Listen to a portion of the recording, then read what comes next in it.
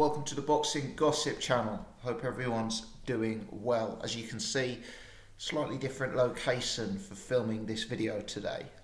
You're not getting your wallpaper, but hopefully the lighting's a little bit better on the plus side. Sitting down today to film the latest in a series of Patreon requests.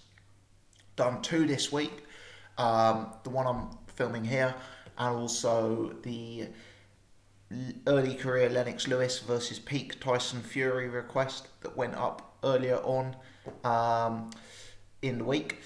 We have 2 further Patreon requests to film after this. I'm operating on a little bit of a backlog at present, so thank you for everyone for the support and for keeping the requests coming.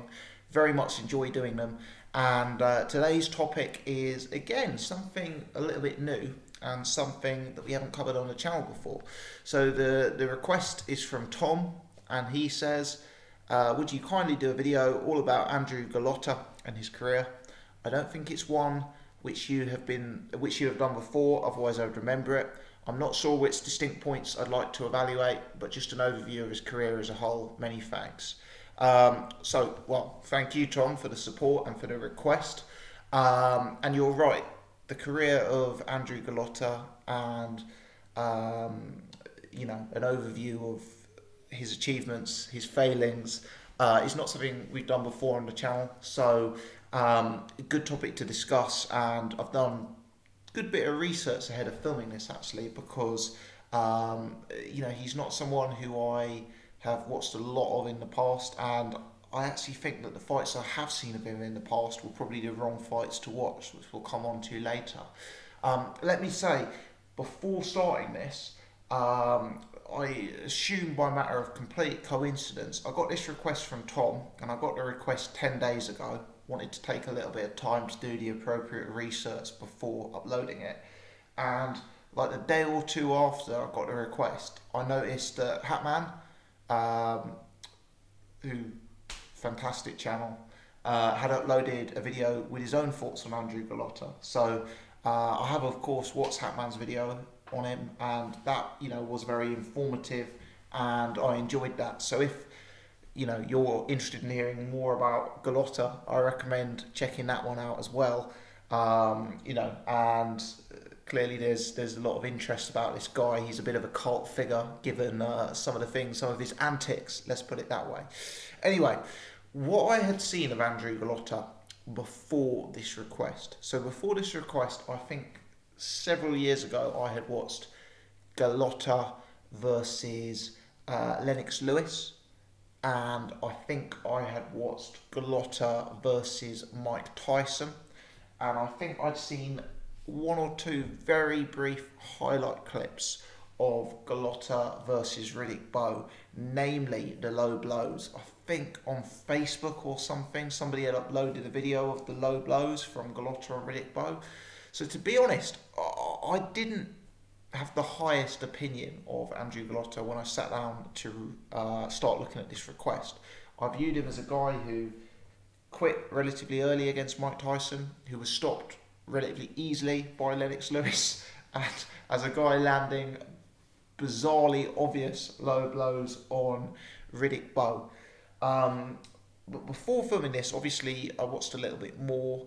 I looked at Hatman's video, I watched a few of his fights, where he was successful, I watched the entirety of the Riddick Bowe fights, and it has changed my opinion somewhat. So, I'll let you know a little bit of some of what I found out about Golota. First things first, Golota had something of an amateur career, which I didn't actually appreciate. I don't believe it was the longest amateur career. I'm not suggesting he's a Vasil Lomachenko by any stretch with 300 odd amateur outings, but he had a respectable amateur career that culminated in winning an Olympic bronze medal. So that suggests that this is someone with a level of schooling, a level of skill, a level of pedigree. And Golota at his best was actually a smart boxer. He came to the US after various controversy, famously getting in a bar fight in Poland, and rather than risking prison, he sort of fled to go into the US. yeah, I guess you could say that controversy sort of dogged him from before his professional career began, through his professional career, and through to the end of his professional career. You know, Golota's a guy who, um, you know, has been on the scene for ages. He actually most recently fought in 2013. Now aged 50. Hopefully that's it. Hopefully he'll be having his feet up and he'll be, you know, enjoying his retirement. But yeah, this is a guy who had a long boxing career. This is a guy who had controversy throughout and had a lot of memorable moments. Let me take you to the Riddick Bowe 1 fight. Now, the sort of consensus line seems to be that Riddick Bowe totally overlooked Andrew Golota, came in far too heavy for the fight, thought Andrew Golota would be easy work, who'd be blown away, and you know, Golota arguably very much exposed Riddick Bowe that night. But having watched the fight, for me, this wasn't just a case of how bad Riddick Bowe was. Yes, Riddick Bowe was heavy. Yes, Riddick Bowe probably did vastly underestimate Golota. But just as bad as Bowe was, Golota was also good. I was very taken watching the footage of how smart Golota's boxing was. He was changing levels nicely. He was throwing excellent combinations. He was going to the body very well. There was real hand speed there. You know, there was real snap to his punches. This was a guy with head movement. This was a guy with some upper body movement. You know, he was really working Riddick Bowe and causing Bowe a lot of problems from a boxing standpoint. You know, it was clear to me watching the tape that Golota carried a level of power, and that, you know, Golota was someone who could keep you very honest with his own power. You know, the fighter I saw in that Riddick Bowe fight was not the same guy I saw getting starts by 1 round by Lennox Lewis. You know, clearly at his best, Golota was someone who had a lot to offer, and I think the consensus seems to be that in both of those Riddick Bowe fights, before the bizarre stoppages, and believe me, we'll come to those bizarre stoppages in a minute or two, but before those stoppages, Andrew Golota was well ahead on the cards. You know, Golota was outboxing Bowe. Golota, to be honest, was putting a bit of a pounding on Riddick Bowe. Now, throughout the course of me filming these Patreon requests, I've done a lot of look backs to boxing in the sort of late 80s, early to mid 90s. And Riddick Bowe is another guy who is someone I've got increased appreciation for. You know, I think Riddick Bowe is an overlooked heavyweight in the context of history. And when people think of the 90s, they instantly think Tyson, they think Lewis, they think Holyfield, obviously. Maybe they think Buster Douglas. But I think Riddick Bowe, you know, very much deserves to be included in that group of heavyweights. You know, the Bowe Holyfield fights were some of the best fights I've ever seen, and I think there's a very strong argument that if you were to create an all-time great top 20 heavyweights list, Riddick Bowe would definitely merit inclusion in that list. Now, you know, a lot of people ask me, will I ever make a list like that? You know, and the truth is, currently, my knowledge of historical heavyweights and heavyweights from the 70s, 80s and 90s is far too weak to do that list justice. But who knows, if we keep doing the channel, if we keep talking about these kind of topics, maybe one day that'll be you know, a challenge that I want to take on. But yeah, Riddick Bowe, you know, for me, top draw fighter. And to see the way Golota was outworking him, outboxing him and putting a bit of a beating on me, made me realise that I've got to take this Golota guy seriously, and he is, you know, he is a very relevant fighter with a substantial skill set. You know, he was not just some heavyweight nutcase who, you know, went around low blowing people. This is a guy with an Olympic amateur pedigree and a guy who could really box and box with the best of them. Of course, when we're talking about Golota, you have to address the elephant in the room, and when we're talking about the Riddick Bowe fights, the elephant in the room is that he was disqualified for both for low blowing. And it was bizarre low blowing. I mean, it wasn't like these punches strayed a bit low. It wasn't like, you know, it was some sort of mistake. Continuously and obviously, Golota hit low. And it's so odd, because he effectively threw away both of those fights.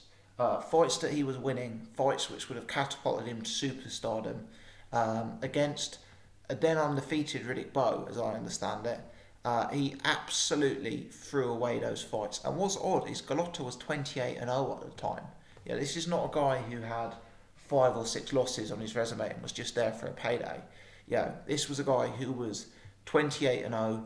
This was a guy who could have had the world at his feet, and he threw, threw the opportunity away both times. In the first fight in round 7 and in the second fight in round 9. So relatively late on in the fights. You know, it's not like he got in the ring, felt the power of Riddick Bowe and looked for a way out. You know, on the contrary, you know, this was second half of the fight on both occasions with Golota well up. And he has, you know, I'm no psychologist. You know, I'm no psychologist. And I don't remember these fights at the time. I was too young. So why did he do that? You know, was it a moment of insanity? Well, it can't have been a moment of insanity because it happened 2 fights in a row. Was it some sort of psychological frailty that meant he looked for a way out? You know, what was it? I mean, to be honest, that will always go down as an unanswered question. I'd be interested if anyone knows if Golota himself has spoken about that and the reasons for it and why it happened. You know, I'm not so sure, but it was absolutely bizarre. And it, you know, hugely impacted the rest of Golota's career. Golota was 28-0, outboxing and beating up Riddick Bowe 2 fights in a row. Before you knew it, he was 28-3, with 3 losses on his resume, none of which had gone the distance. A first round stoppage by Lennox Lewis. Lennox obviously took a look at those Riddick Bowe fights and thought that he didn't want to suffer those low blows that Riddick Bowe was suffering, so decided to go out there and take out Andrew Golota inside a minute and a half. Yeah, maybe that was the case. But yeah, from that point, Golota kind of became a very, very odd figure in the heavyweight division. And we talk about wasted talent. We talk about underachievers in the sport quite regularly. For me, Golota, clearly one of those guys. So this is an Olympic medalist, as I've referred to. He beat Corey Sanders. He beat Tim Witherspoon. He got a draw with Chris Bird. You know, this is a guy who had real talent. You know, anyone look at those 2 Riddick Bowe fights and tell me that this isn't a guy who could have been a world champion. Tell me that this is a guy who couldn't have, you know, been involved in A-grade fights with an array of all-time greats, and yet he's thrown it away twice. He's thrown away many, many, many millions of pounds. He's thrown away many, many, many belts, and he's thrown away legacy and opportunity. So, you know, I cannot tell you why he did that. I had a look at the Mike Tyson fight. That happened substantially later. That was in 2000. And in that fight, I understand that Golota sustained severe injuries. I believe there were 3 complete rounds, and then Golota essentially didn't come out for the 4th. And I watched that footage back, and it was actually it was almost upsetting footage to watch. Golota escorted out of the ring, having to sort of jog out of the arena as the fans and the baying crowd threw stuff at him, disgusted with his performance, disgusted at the manner of his exit from the fight. You know, pretty horrendous kind of behaviour in my eyes from the crowd. I understand that they were disappointed. I understand that they paid a lot of good money to go and see the fight, and they felt sort of changed. But you know, hopefully the sport has moved on and the fans have moved on, that we wouldn't see a repeat of that in 2018. You know, if a fighter's taken a beating, if a fighter's hurt, if a fighter's injured, or frankly if a fighter wants a way out, whilst it may be frustrating and disappointing from a fan perspective, we acknowledge that a fighter has a right to do that. And, you know, chucking stuff at an injured man as he makes his way out of the ring is not a good look for the sport. You know, so that was a very, very bad look. Yeah, I'm looking up his resume now. And then came the, you know, sustained losses. So a loss to Ruiz in 2014, a loss to Lamont Brewster in 2015. Put together 3 wins, 2007, 2008, and then 3 back-to-back losses in his last 3 fights. So a bit of a sad end. A loss to Ray Austin in 2008, a stoppage loss to Thomas Adamek in 2009, and a stoppage loss in his last fight to a chap I actually haven't heard of off the top of my head. So Golota's career ended with 41 wins, with 33 by way of knockout, 9 losses, 6 by knockout, 1 by decision, 2 by disqualification, 1 draw, and 1 no contest. But it's a tale of what could have been. You know, we've talked about what could have been on this channel a lot recently. We've talked about what could have been with Audley Harrison. Personally, if the careers of David Haye and Tyson Fury don't see some sort of resurgence, I will consider both of those guys as guys who you know, could have offered a lot more. We talked about Riddick Bowe and James Buster Douglas. We talked about how both of those guys had, you know, really good careers, but careers that could have easily been in that upper echelon of the all-time great list if things had panned out very differently. Well, possibly in terms of being an underachiever in the sport, Golota potentially trumps just about everyone, because yeah, you look at this guy, you look at his skills, you look at his attributes, you look at the work he was putting in against Riddick Bowe, and you can say that it is very hard to see too many heavyweights beating that guy, especially in the era. And if you think if he'd won that fight and then he'd fought, you know, Holyfield, and he'd you know, fought Lennox Lewis, not coming off back-to-back losses, you just wonder how his career could potentially have panned out. You know, as I said, he has some decent wins on his record. He has a decent draw on his record, despite the fact that, you know, every time he did go up against that all-time great list, he lost. You know, so a bizarre career, a bizarre end to his career. Still fighting in 2013, appearing on the Polish version of Dancing in the Stars. More legal problems over the course of his later years, as I understand it, and really a hard guy to sum up. A wasted talent, a guy who could have had a lot more, and a guy who's really hard to analyse. You know, I'd be really interested if any psychologists in the comments section could tell me what happened with Golota. You know, did he was it just getting too tough for him? You know, did he lack self-belief and look for a way out? You know, what was the story with him? Be very interested to hear if he's commented on it himself. And unfortunately, that's what he will be remembered for, putting a beating on Riddick Bowe and getting himself disqualified on 2 separate occasions when it looked like he could very well win the fight. Disappointing stuff.